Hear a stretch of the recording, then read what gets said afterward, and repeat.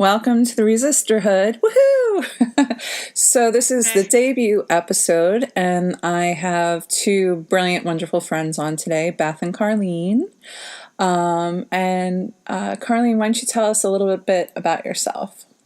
A little bit about myself. Well, I'm an Aries. I like long walks on the beach. Thank God. Actually, I am an Aries, but I really don't like long walks on the beach. The sand is really kind of annoying.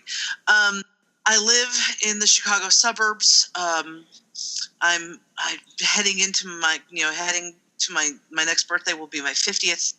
And this is the first time that I've really gotten gung-ho about politics in any way, shape, or form.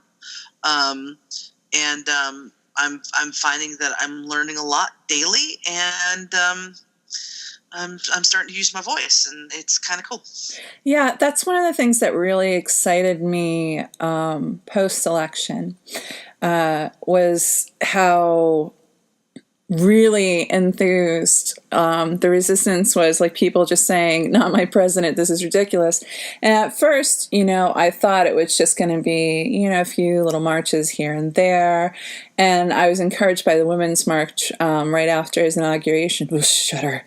But I didn't know where it was going to go from then. And I'm just really happy to see that the energy has not dissipated and people are not going to take this anymore kind of attitude. Beth, my lovely, can you say a little, tell us a little bit about yourself?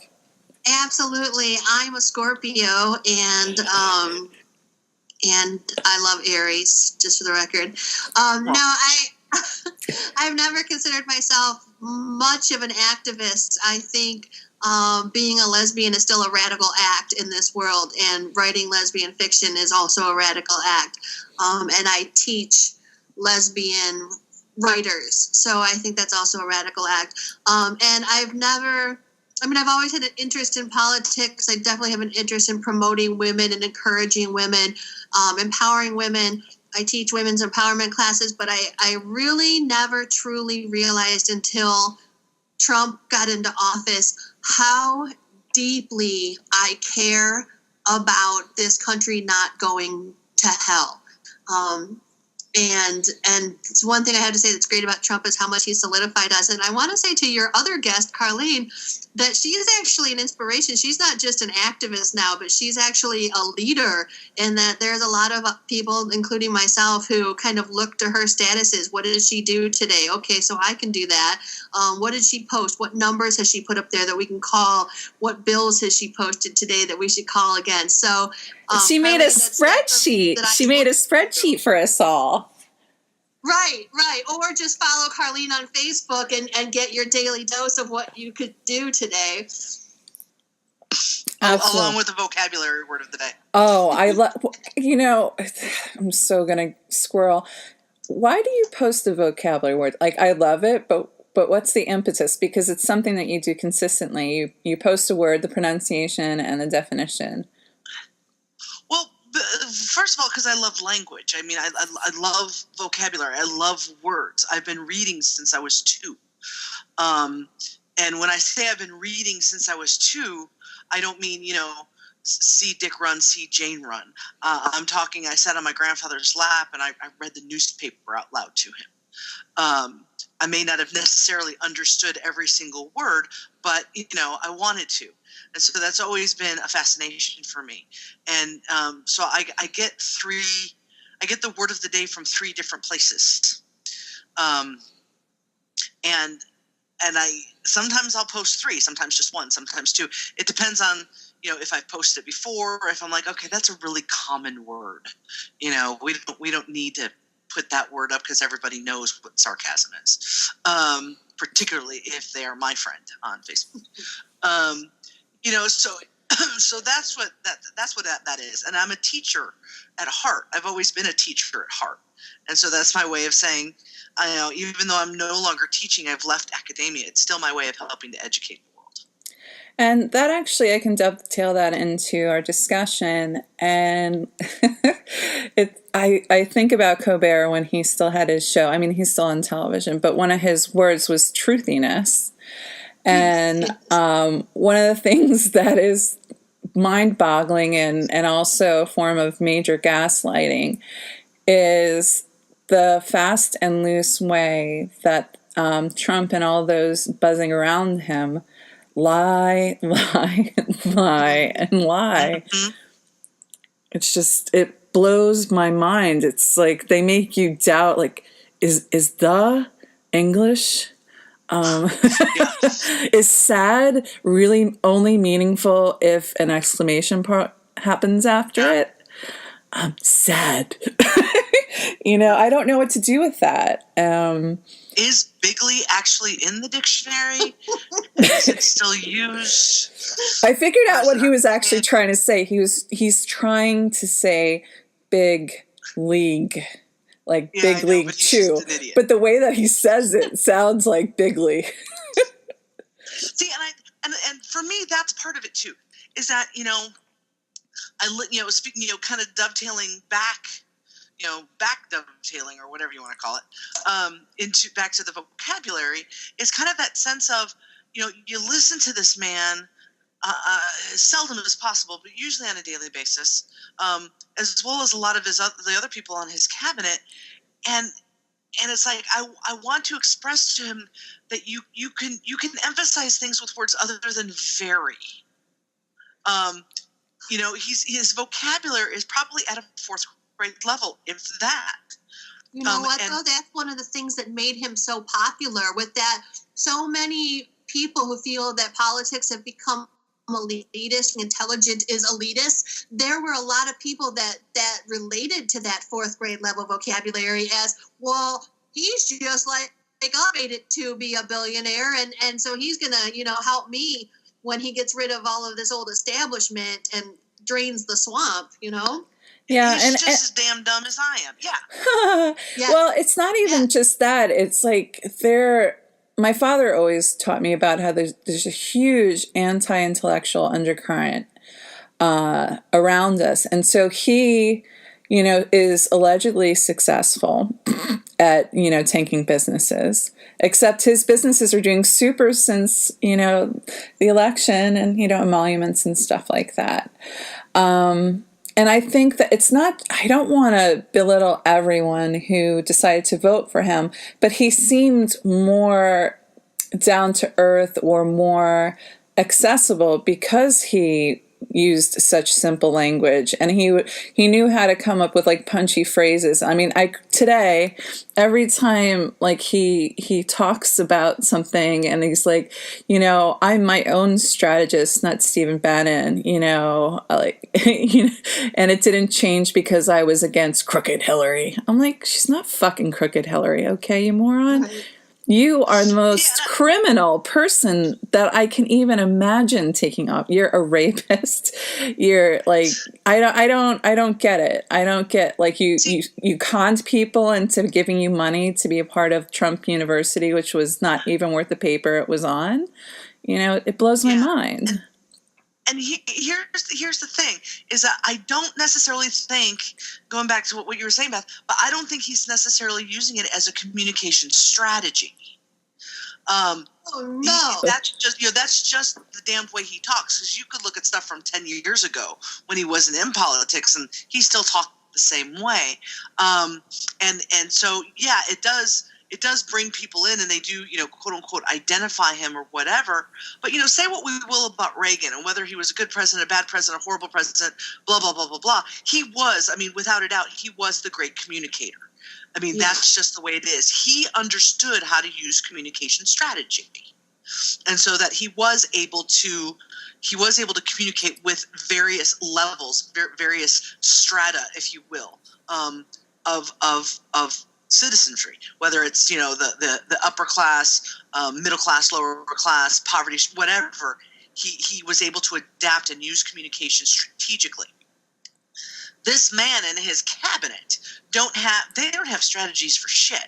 Yeah, they have no rudder. They have no center. They have nothing that is driving them or giving. They have no North Star. At least with Reagan, he had a very consistent and sometimes enraging approach to politics. Like, he was more interested in making, Star Wars happen and totally ignored the AIDS epidemic. But usually, no matter what president we look at, even W, oh my God, what I wouldn't give to have W be president again. Right. But even with W, he had a communication strategy. His entire cabinet, his entire administration had a strategy, and it remained consistent. And even just as a person, the man is not consistent, and that is reflected at the base in his use of language.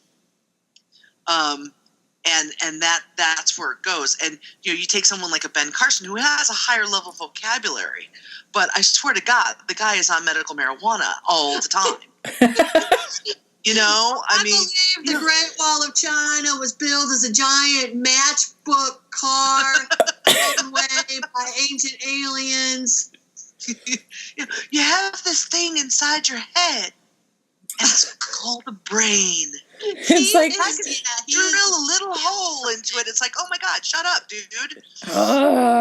It's so infuriating. One thing that I did want to, though, is that how we laugh at these people, because it becomes laughable because it's so ridiculous, but it's actually not funny at all. It's terrifying. Exactly. Precisely. I thought we could, Beth, not like you're the spokesperson, but I thought we could kind of talk a little bit about toxic masculinity.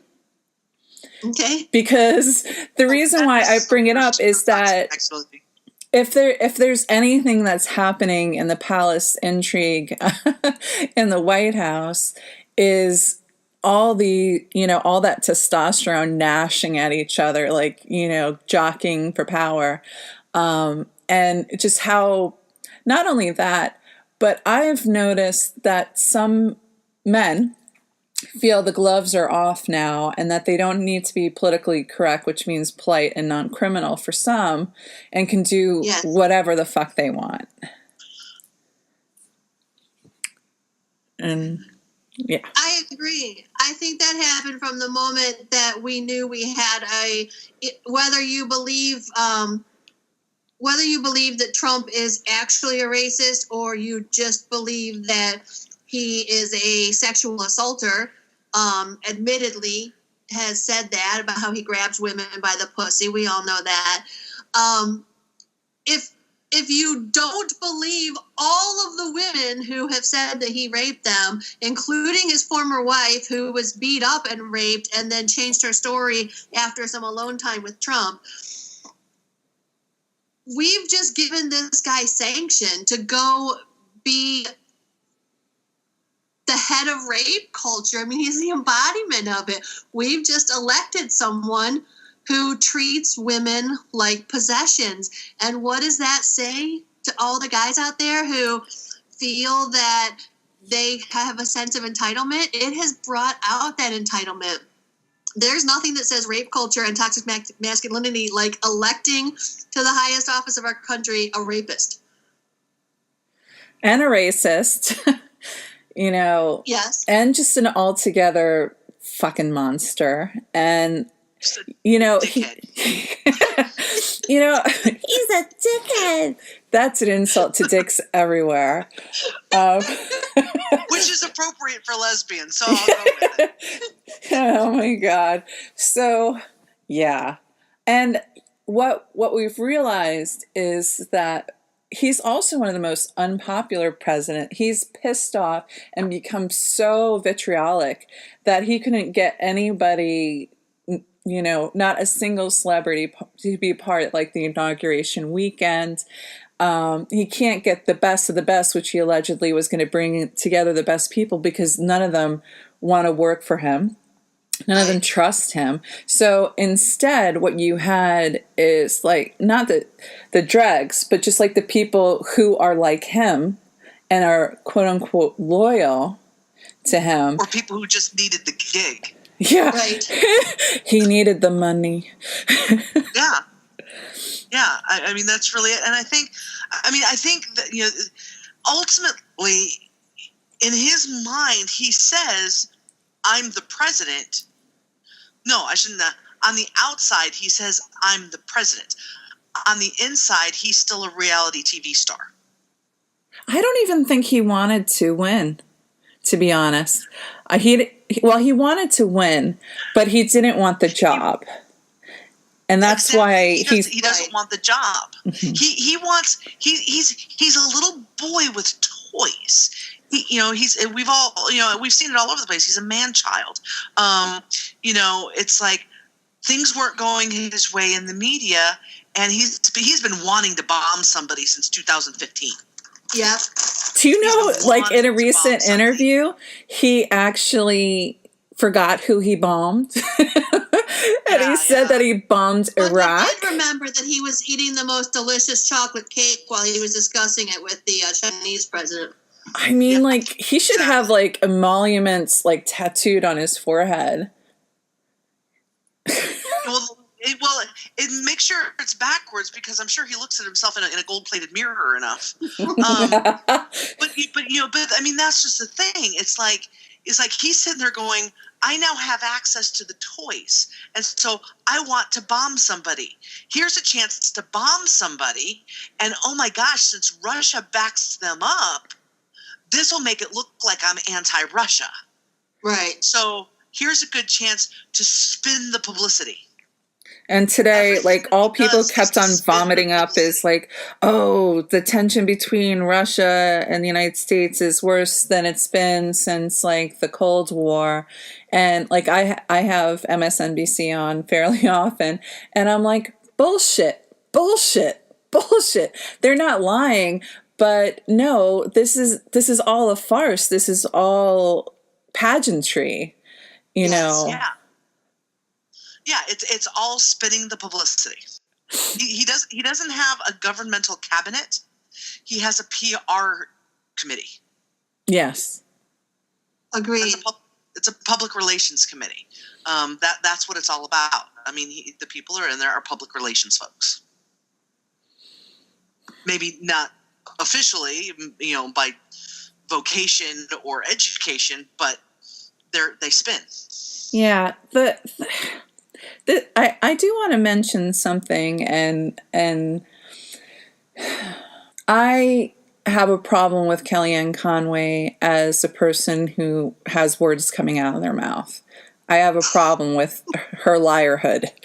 But I have a bigger problem with people gleefully making commentary about how old and haggard she looks.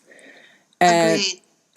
And so it's like, you know, it's that one thing, the feminist in me is like, you know, they don't really like women in power. And regardless of who they are or how they got their success, what are you wearing? Like, are you wearing Armani or something like that?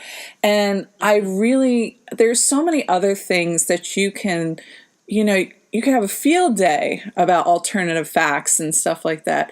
I'm just not supportive of somebody focusing on her appearance. I don't like that at all. Mm-hmm. Yeah, I will admit that I call her Crypt Keeper Kellyanne, but I do that not because of appearance. I do that because she actually reminds me of that character. Uh-huh. She actually reminds me of the character, the Crypt Keeper, the way the Crypt Keeper would talk, and kind of that just kind of out there sort of thing. Mm-hmm. In my mind, that was my reminder. So it has nothing to do with her look. Although I will admit I did laugh at the meme that had her next to Paddington at Inauguration Day. It said, "Who wore it best?" I did giggle at that because that was funny. I mean, we're human. Funny. It's not that we can't find it amusing. Right. But I agree. Yeah, I agree. It's the same reason that, you know, it would be so easy to do the same thing. You know, the same thing with the men, actually. You know, it's exactly the same thing to do with the men. But again, you know, I try to stay away from doing that. But, you know, for her, she just, in my mind, it may not be anybody else, but in my mind, she reminds me of the Crypt Keeper. And I know people probably look at that and think I'm that's my comment on her looks. It's totally not, and I should probably stop doing it just for that reason. But no, I can see that. Like, Beth, what are some of your, like, I know this is off Trump topic, but it's like something about feminism and women in power, and how, you know, we're talking about, you know, Nancy Pelosi's, you know, is she aging well? You know, all these different things about appearance, which has nothing to do with the content of their character or the reasons why they're successful women. Yeah, and that's something, I mean, look at Hillary through the years. What's Hillary's hairstyle now? What's Hillary's pantsuit that she's wearing? Hillary looks frumpy. Hillary looks old. Has anyone talked about Trump's age? I mean, this is what we do to women, not just in politics, but in society.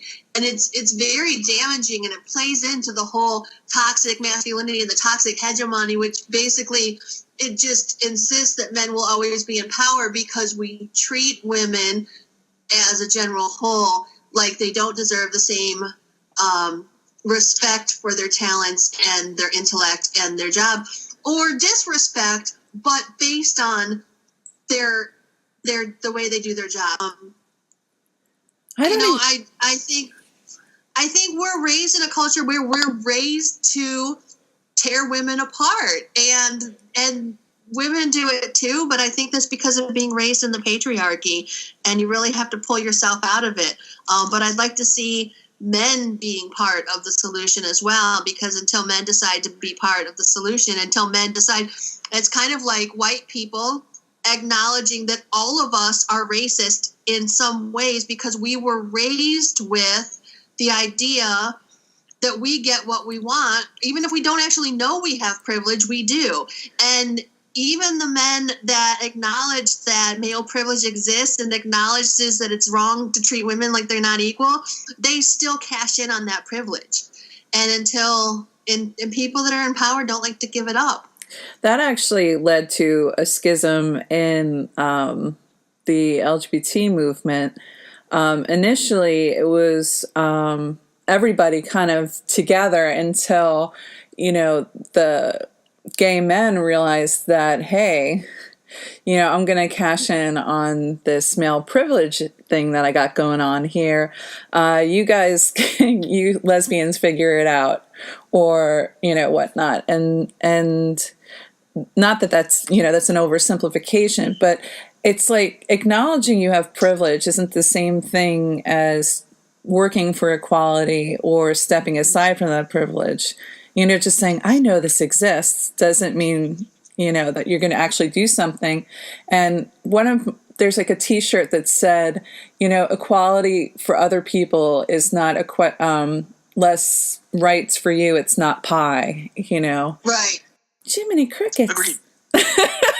I know, what a crazy tangent, but it all fits back in because Trump administration is wildly sexist and homophobic and racist, and their policies are reflecting that. And we're all in danger. If people of color, Muslims, immigrants, queers, women, if we don't come together, we're all in danger. There's no hierarchy of oppression here. And one of the things that I like, go ahead, Carleen. I was going to say, I think that goes back to what Liz was saying earlier.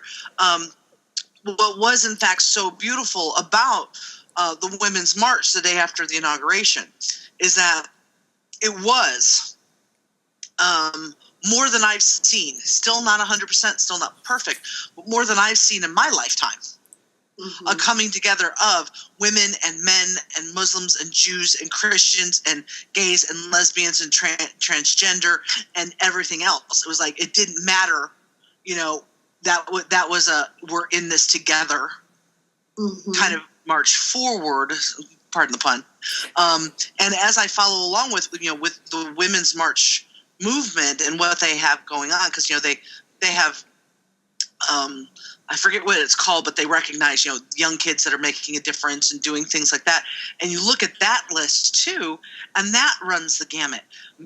Boys, girls, gay boys, lesbians, transgendered kids, all colors, all religions. You know, they're continuing that sense of it's still about all of us. It's called Women's March, but it's about all of us. The one thing that I had a hard time well, I was really, this is, actually back to the DNC.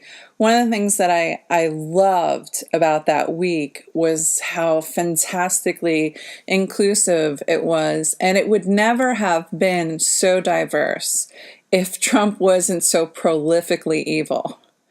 Because Yes. and so in the same way that he's been a galvanizing figure, and people who've never been politically active are stacking their city halls and demanding, don't take my health care away, I'll die.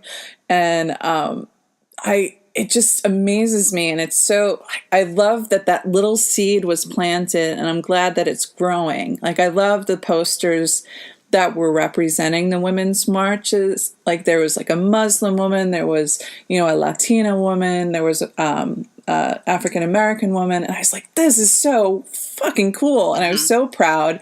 And all those speeches, and there was one speech that this woman gave, and it was kind of off stage, or a smaller stage, and she had taken off her top to show that she had a partial mastectomy.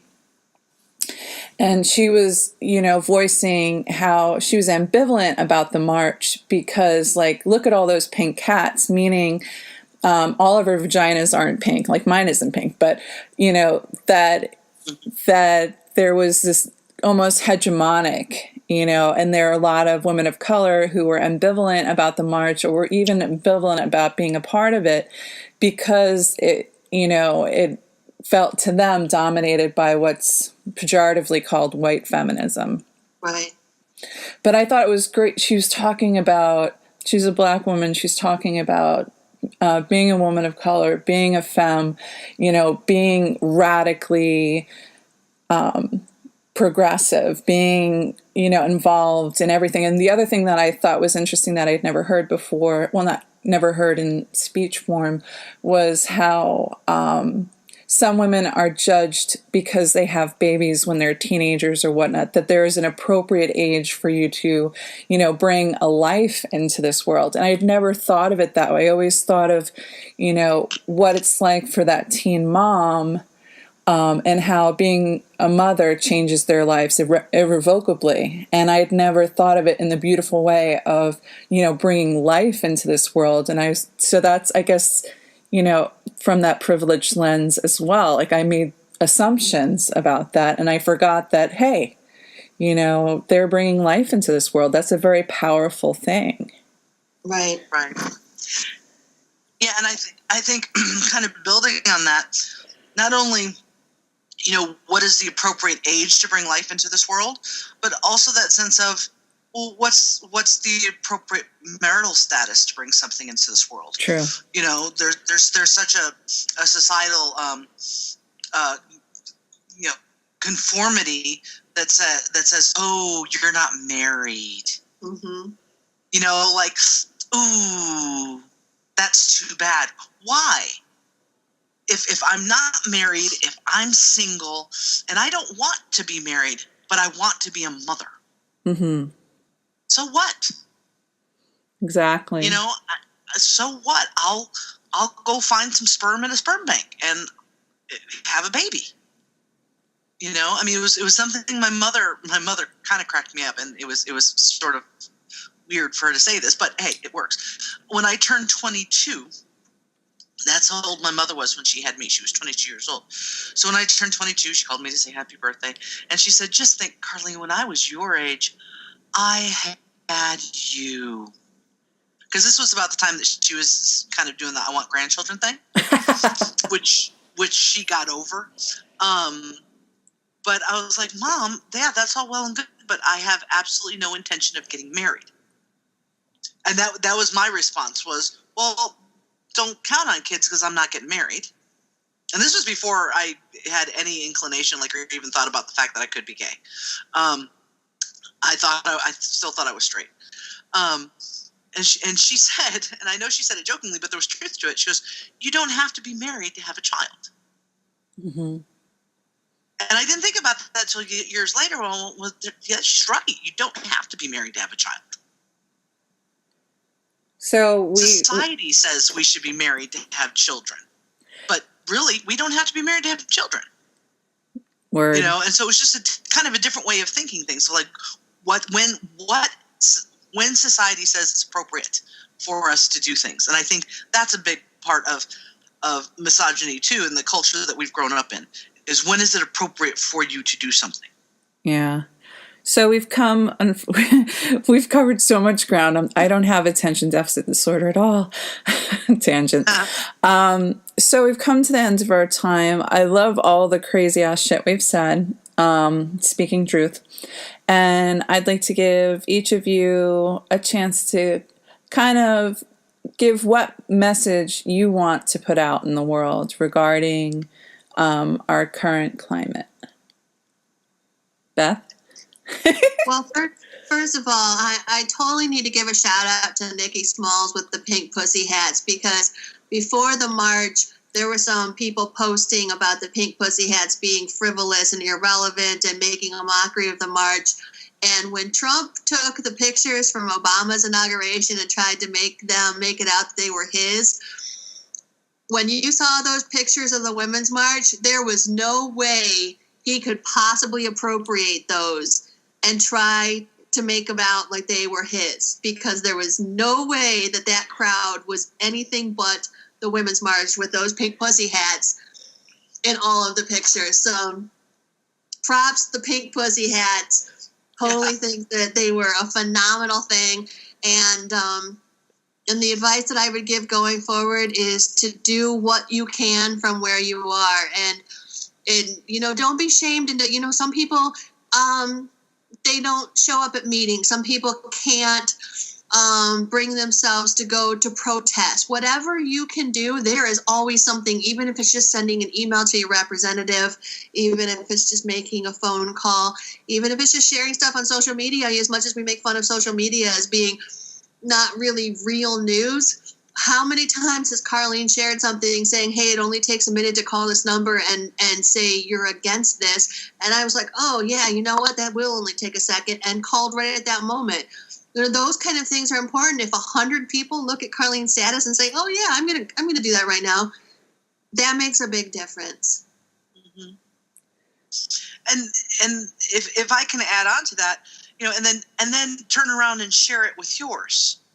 With your network, right? You know, it's like, oh yeah, I can call my senator and talk to them about how I'm against such and such, and I'm going to share that I just called my senator and said that I'm against such and such. You should call your senator too, and then it's that, you know, old hair commercial. You'll tell two friends, and they'll tell two friends, and they'll tell two friends, and so on and so on, and then we'll all have, you know, beautiful flowing hair.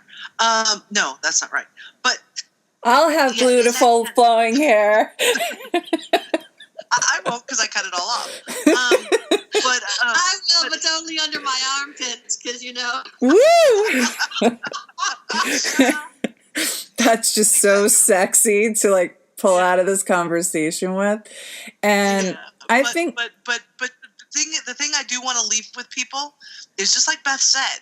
You know, I can't go to marches. My back won't handle the march. I can't do the march, but I can call my senators every day, and I can call my representative every day.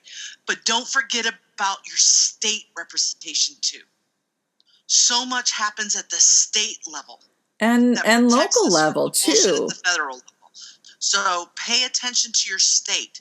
Find out who your state senator is, your state representative, and get on their General Assembly webpage and see what they're discussing, see what they're voting on. Call them and talk to them about it. Show up at their offices. Go to town halls. Yeah. And also, you know, like, you know, the Board of Ed meetings, we have Scary DeVos going on.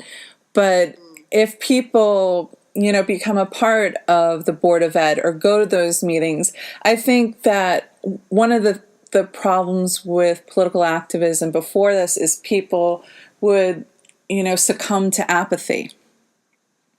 Mm-hmm. And that's the worst thing that we could do. Like Beth had said,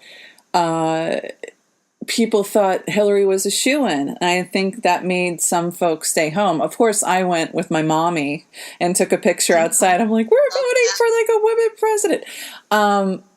But I'm so excited at the lack of complacency. And I think one of the reasons why the fire keeps on burning is that Trump just keeps on being Trump. And that's very galvanizing for many of us. I want to thank everybody who took the time to listen to Beth, Carleen, and I, and we'll have more episodes coming in the future, so keep up with the Resisterhood. And of course, a big thank you to my first guests, Carleen and Beth. Thank you. Thank you very much, Liz.